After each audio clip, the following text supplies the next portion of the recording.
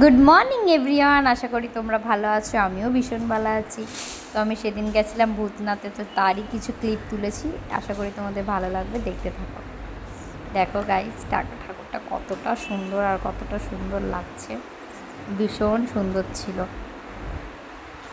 খুব ভালো লাগছিল। শুধু ভয়েস ওভারটা এই কারণেই দিচ্ছি, কারণ এখানে গান হচ্ছিল, গান হলে তো আবার কপিরাইট চলে আসবে, সেই কারণে। দেখো কতটা সুন্দর লাগছিল, খুব সুন্দর লাগছিল। আশা করি তোমাদের ভালো লাগবে।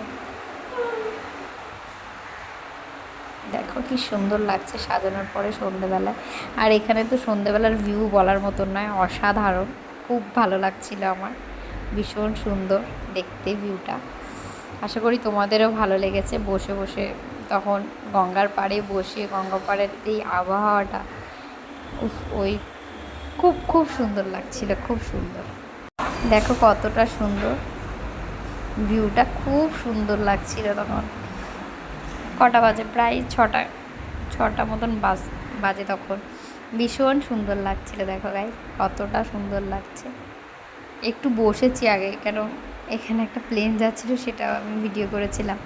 কতটা সুন্দর লাগছে দেখো লঞ্চটা। এটা লঞ্চ বলে কি কী বলে আমি ঠিক জানি না, যাই হোক খুব সুন্দর লাগছে, ভীষণ ভালো লাগছিলো। ভিউটা এতটা সুন্দর। আর ভূতনাথ গিয়ে একটু বসেছিলাম, তারপরে গিয়েছিলাম পুজো দিতেই। দেখো পুজো দিতে গেছিলাম, খুব সুন্দর লাগছিল।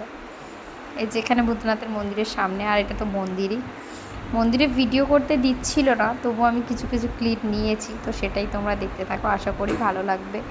ভালো লাগলে লাইক শেয়ার কমেন্ট করে দেবে।